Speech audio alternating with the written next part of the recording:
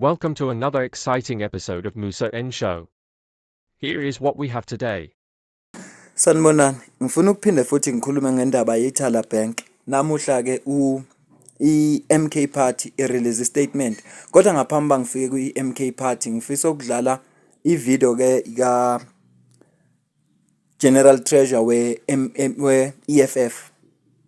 General Treasurer we EFF ekhuluma ngeThala Bank. Kunezinto ezibalekile ayishoyo ngicela ulalele la.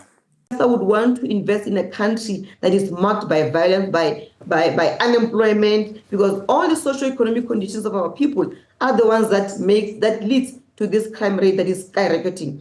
The levels of poverty are still high in the country. The levels of inequalities are still high in the country. The levels of unemployment. These three issues will not be resolved for as long as the Reserve Bank doesn't play a central role in the economy of this country. Look at the Itala Bank, for an example, which is something that we're going to debate this week as the Finance Portfolio Committee. You wouldn't be having the issues that Itala is having if you had a Reserve Bank that has got the interest of the people at heart and not the interest of the private banks. At the moment, the private banks are too powerful, and they're being made powerful because they've got shares in the Reserve Bank. They control what happens in the Reserve Bank. Remove the banks from the Reserve Bank, let the Reserve Bank be owned by the state so that it can dictate what needs to happen to our people.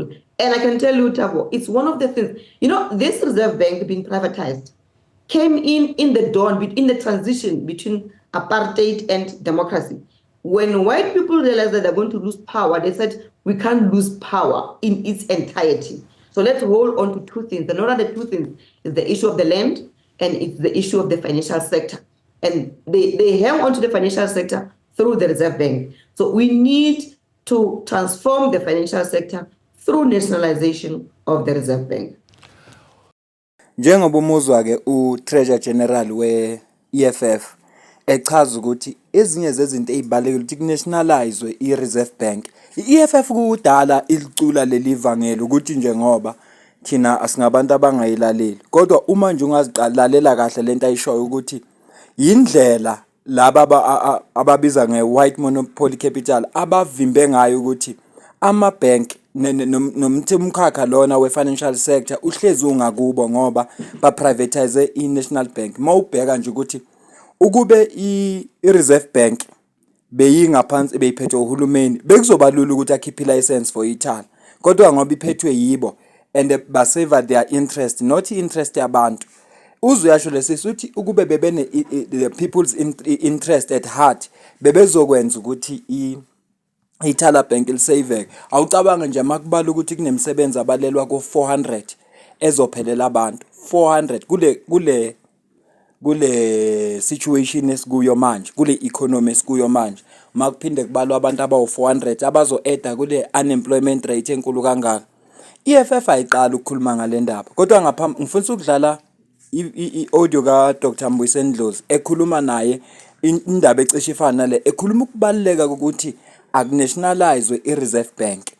Kodwa ngaphambi kwangene lapha ngizofunda istatement se-MK Party. Angizo kusifunda sonke, ngizo-highlighta nje amaphuzu abalekile ngidlala i-video ka Mbuyiseni Ndlozi. Kodwa ngiyacela ukuze uphawula kwakho ku-comment section, ulike le video, ishare nabanye, ungakhohlwa ukusubscribe. Istatement ke somkhonto wesizwe sibhalwe kanje: SARB omele South African Reserve Bank, the silent assassin of African-led financial institution.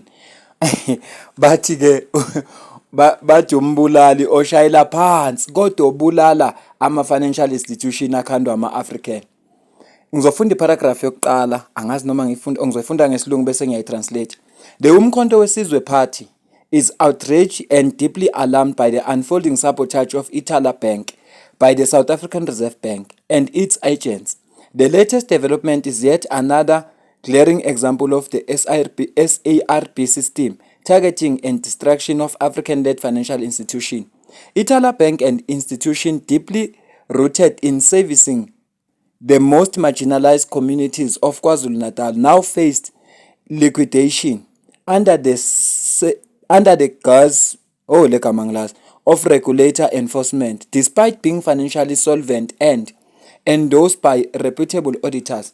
Lana ke bathi umkhonto wesizwe uthintekile nawo ngokuzwa lezi ndaba zokusabotajwa kwe-Itala Bank, lesabotajwa i-South African Reserve Bank nama-agents wayo. Abakuzwe kamuva ukuthi lokhu nje kukhombisa ukuthi ezinye zeindlela ezisetshenziswa i-South African Reserve Bank system ukutargetha nokubulala ama-financial institution a-ownwa abantu abamnyama. I-Itala Bank liyaziwa ukuthi li-institution ezinze ey'ndaweni zasemakhaya e-KZN. Ila manje selibhekane nenkinga ze-liquidation. Ekubeni belinconywa ukuthi i-audit esezingeni eliphezulu. Baxakeka nabo ukuzwa mase kuthiwa i-Itala Bank ama-liabilities walo makhulu kunama-asset ekubeni ama-auditors afika auditor angakubona lo. Kanti ne-Itala Bank kwi-statement sabo bashilo ukuthi lento le bekuyinhloso nje ukuqeda ngaleli bank. Bayaqhubeka kabe abemkhonto wesizwe bathi akusiyo coincidence le ukuthi i-Itala Bank lijoine lama bank lawa asebulawe i-South African Reserve Bank. Kwaqala kwaba i-VBS namhla bathi which have been brought to their knees under bathi kwaqala i-VBS njengoba namhlanje sekuyithala. Ngicela ukungasifundi sonke le statement kodwa mawulalela kahle i-statement lesi somkhonto wesizwe sifana ncamashi ne-statement se-EFF esikhipha izolo lapha bathe khona kuzo zonke lento ezenzekayo ANC nohulumeni wabo ukubambisana we-DA bathule ngoba bona bavikela vele umnotho wabamhlophe. Angizukuphawula lutho ke mina lapho kangazi kodwa nje ngizamile ukubheka ukuthi ithini yona i-ANC. Angitholanga statement esiphuma ku-ANC esikhuluma nje ngalento eyenzekayo. Okusho ukuthi ke lokho abakushoyo ukuthi i-ANC ayinendaba nami sengithanda ukukholwa. Kodwa ngicela ukudlala uDr. Mbuyiseni Ndlozi bese siyivala ivideo. And I think it's important for that particular rhetoric to be exposed for what it is. You are not mobilizing us for the economy. You're not mobilizing us for the banks, for the financial muscle that is privatized and circulating only amongst the minority in the population. We want the real economy, and let me tell you, since 1955, the people of this country have always known that it's about the banks, it's about the mines. Do you know, I'm shocked, you know the DA man here, the DA man here is old enough. He's old enough to have grown under apartheid. Apartheid was a government of parastatals, my brother. The Afrikaner population in the 1930s accounted for less than 7% of the GDP. They were so niggerized. They were the poorest whites in the world. They were an embarrassment to the white supremacist culture. Apartheid took over. You must study your history. Through parastatals, through state-owned entities. Forget Venezuela, it's your only lazy intellectual example. Let's talk apartheid that uplifted white people in this country. They were uplifted through parastatals, Transnet, Sasol, ISCO, you name them. That when you saw that you are about to lose power, you then privatized them. But forget Venezuela for a while. Let's do, don't be anti-academic like Herman. We are very proud of our degrees. We got them working very hard. What is the world economic history? What is the world economic history? After World War II, Europe's public infrastructure was devastated. How did you rebuild Europe? State parastatals. China is the fastest growing economy in the world today and the largest economy in the world today. Same as Vietnam, those are communist countries. Okay. Have the decency for intellectual honesty.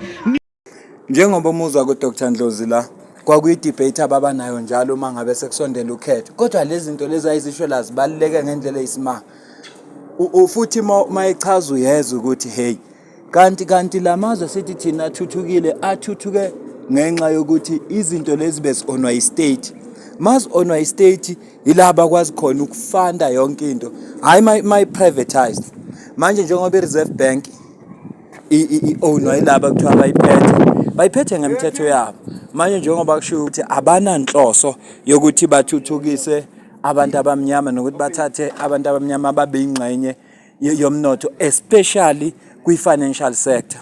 Ibhlungu-ke lento ukuthi emveni kweminyaka ewu-30 kune-democracy kodwa sisesesimeni esinje. Ngoba even wona lamabhenki esinawo namuhla amakhulu afandwa ugovernment owawuphethe ngaleso sikhathi. So ugovernment wethu ufuneka enze plan. Kufuneka enze plan lento eshiwoyo nje ngilindele mhlambe abe-ANC nayo izokukhuluma kodwa nje kwamanje ngibone nje EFF ne-MK angiwazi amanye ama-political parties ayibona nje abaphawulile ngoba lento ithinta impilo zabantu. Usho ukuthi ibona bodwa akabakhathalele abantu. Ngiyacabanga angazi.